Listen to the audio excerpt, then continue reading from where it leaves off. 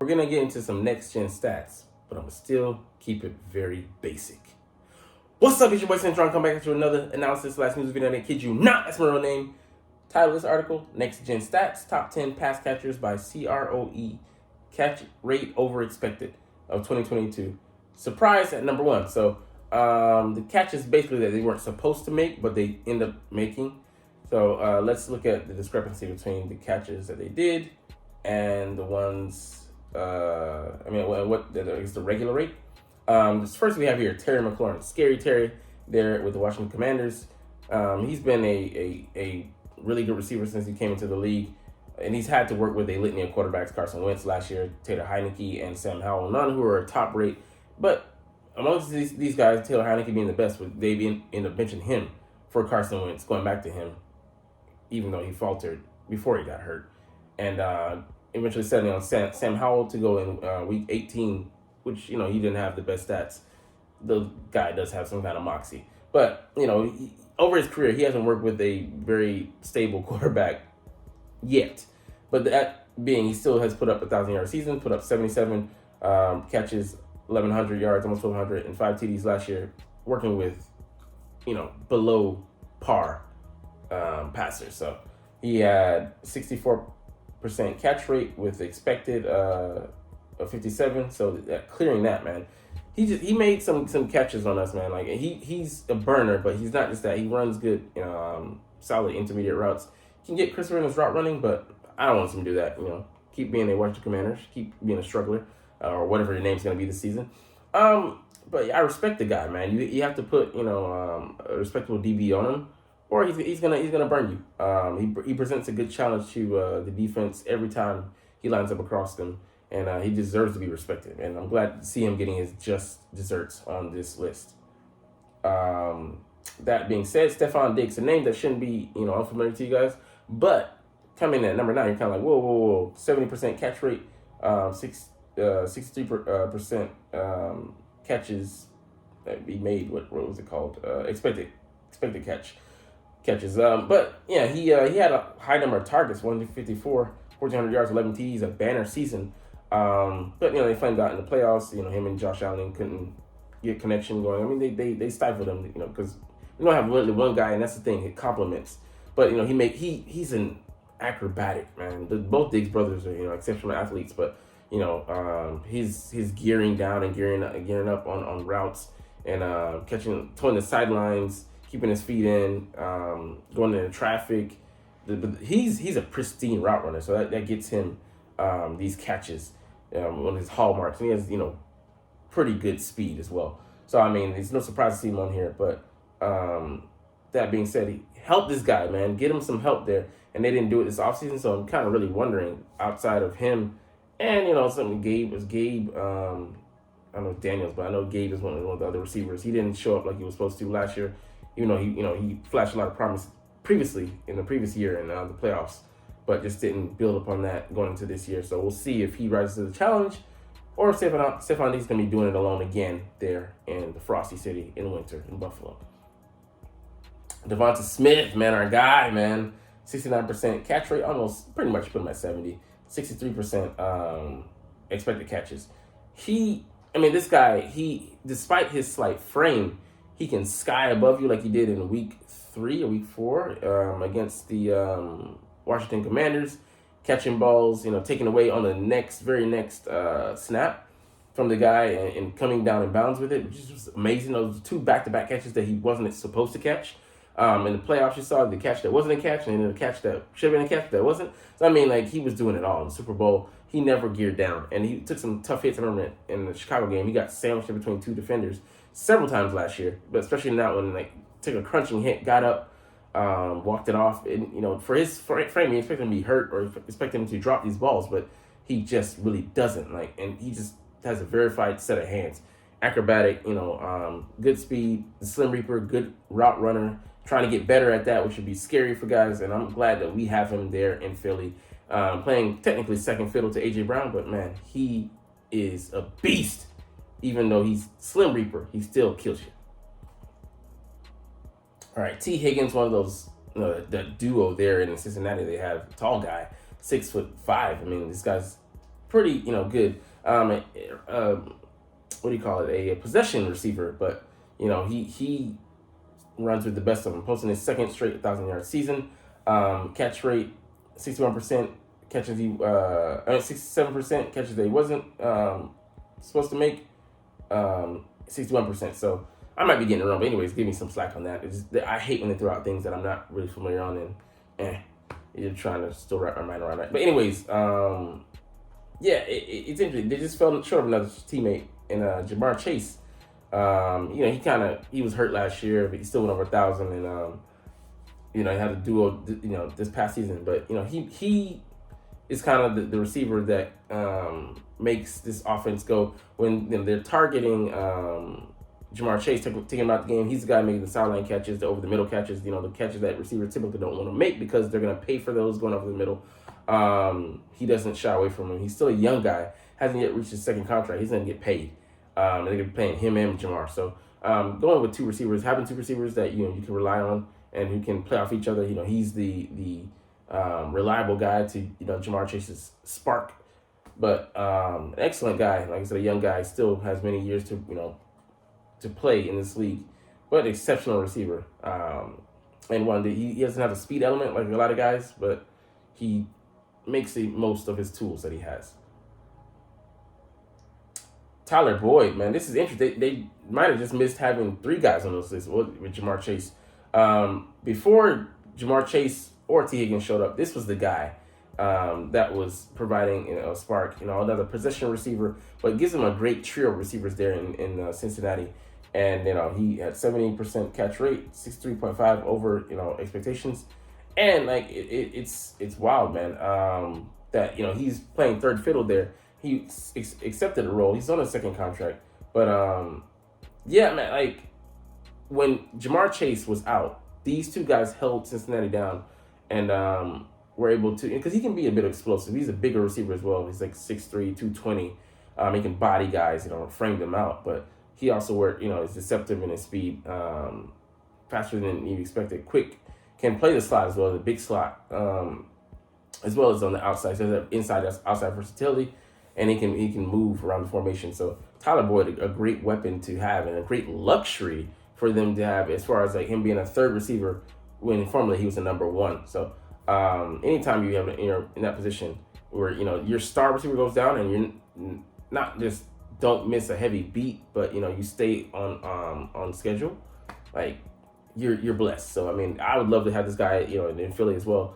If we could get a guy like this, a third receiver. So I think that's the spark that we're missing. They have something we don't currently. We'll have to see if Quez Watkins proves to be that, or if Olumide Zaccheaus can be that guy, supplant him, or put them both on the same field at the same time, or if second tight end steps up, Grant Cafeteria. Anyways, these are things I'm going off of past videos I made this past week, but you're not even watching those, so it's all good. Next guy on the list, Cooper Kupp, man. Hate to see him get go down with injury last year, even though he still had a good number of catches.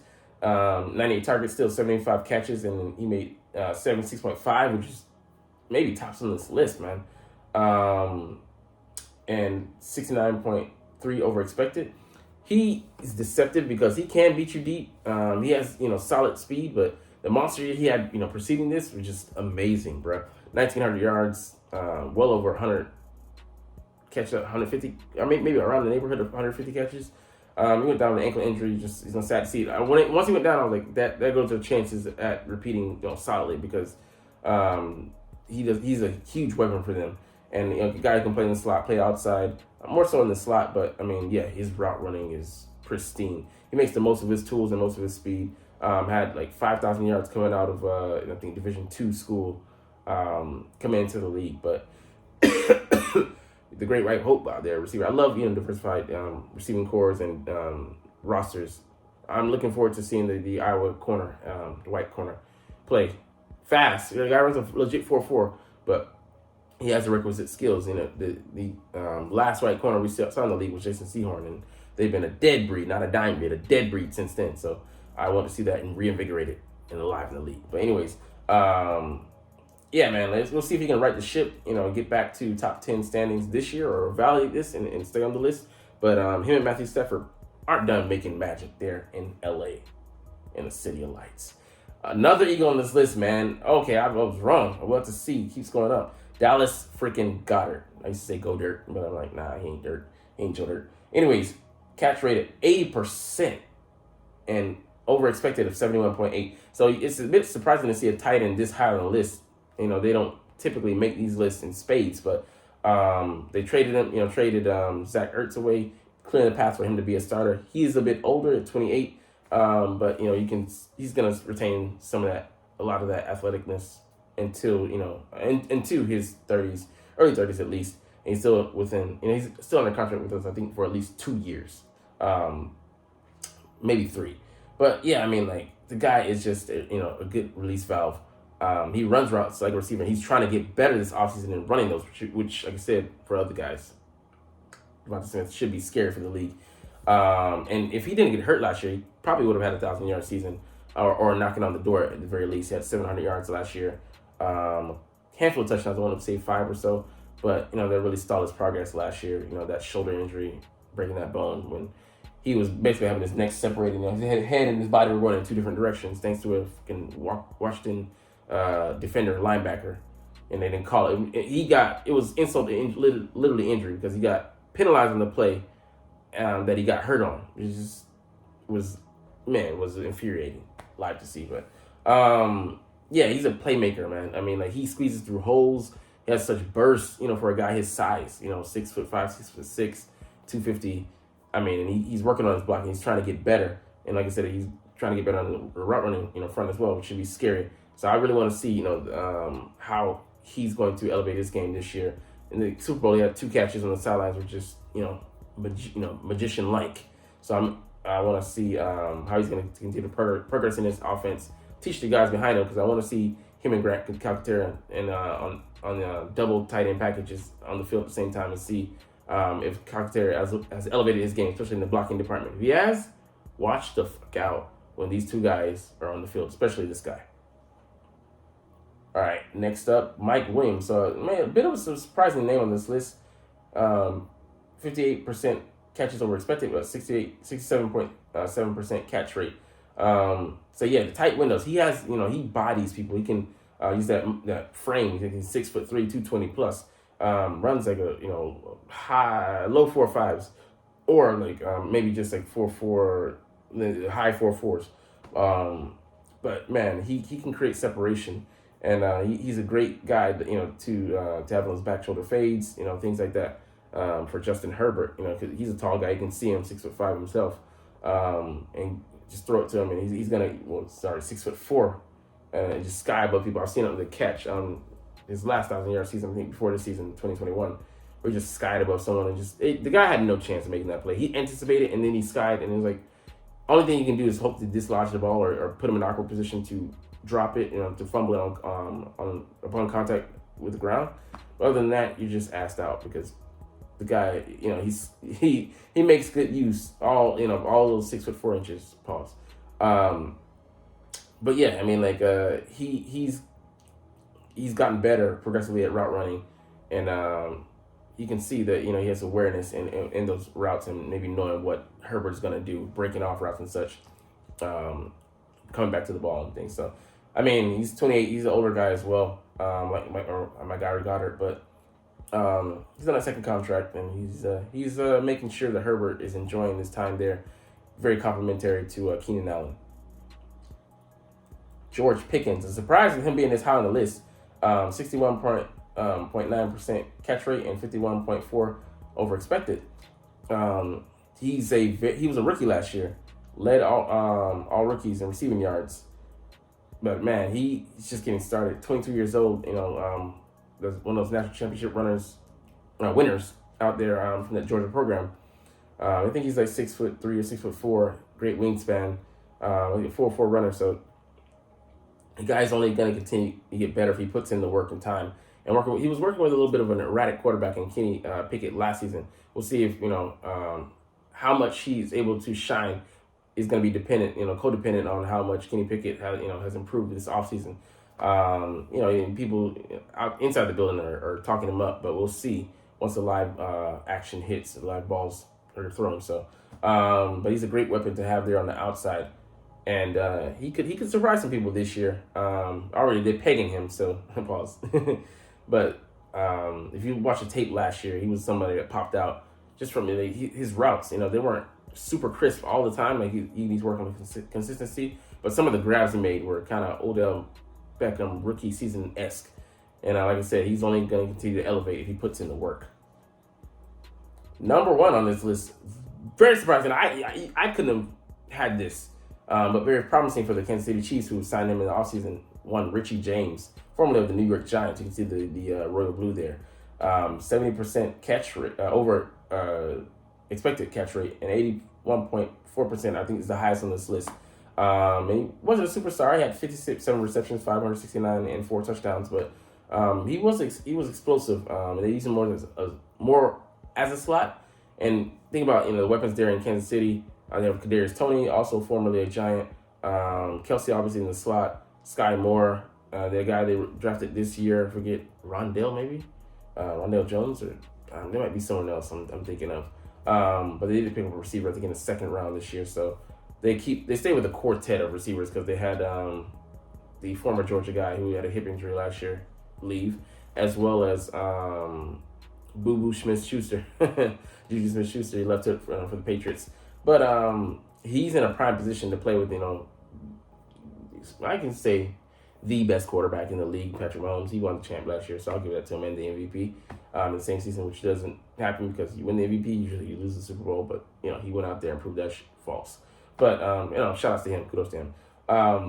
But, yeah, this guy, he can be explosive, and, he was very limited by playing an offense with Daniel Jones. He's a, middle-of-the-pack quarterback, but, playing with, the best quarterback in the league, he's going to highlight you. So he's going to be able to make use of that 4.4 speed. Like I said, watch this play.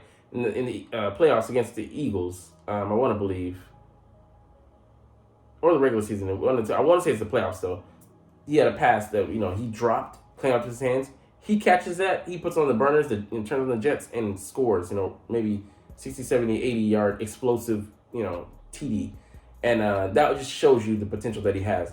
Patrick Mahomes is going to, that was his fault, but he's going to put him in those kind of situations to take advantage of that speed, and Andy Reid's going to cook up so many plays that, this guy's going to be, maybe have a banner year, or at the very least have a very high catch yak number. So anyways, those are the guys around the league. I hope I did it justice. Anyways, you're probably not even watching, but we're still going to continue. There's some other news going on that I want to get to around the league.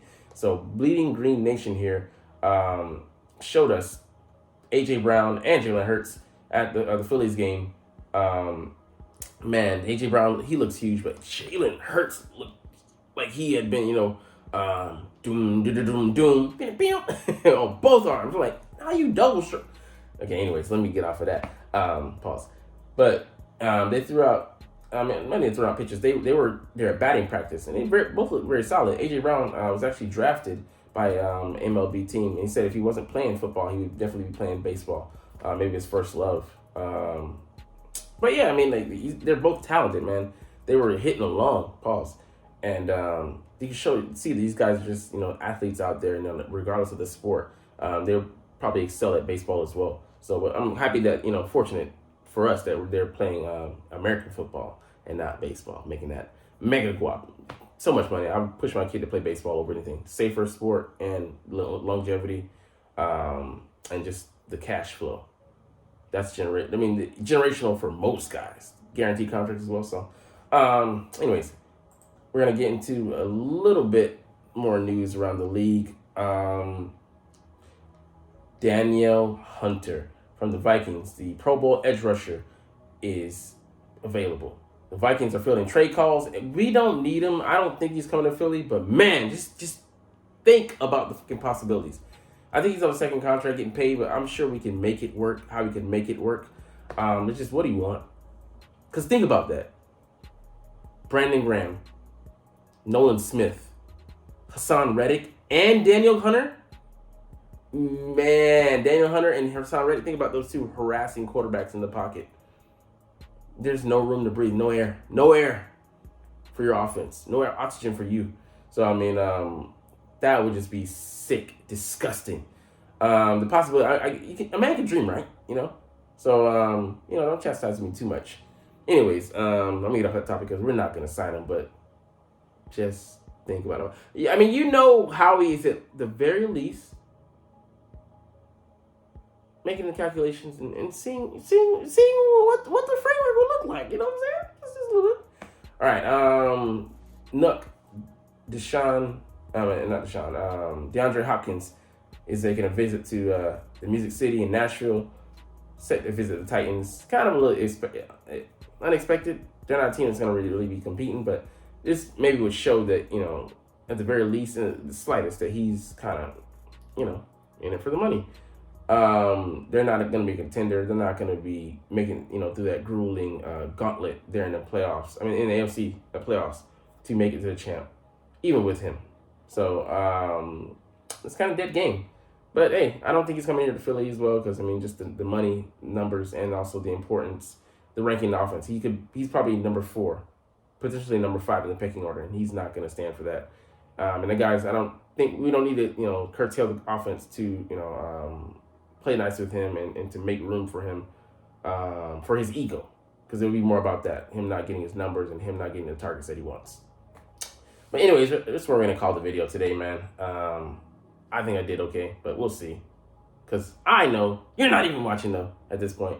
It's all good, though, because as always, it's fly, Eagles, fly, and let's motherfucking go! Like, comment, share, and subscribe Thanks for watching.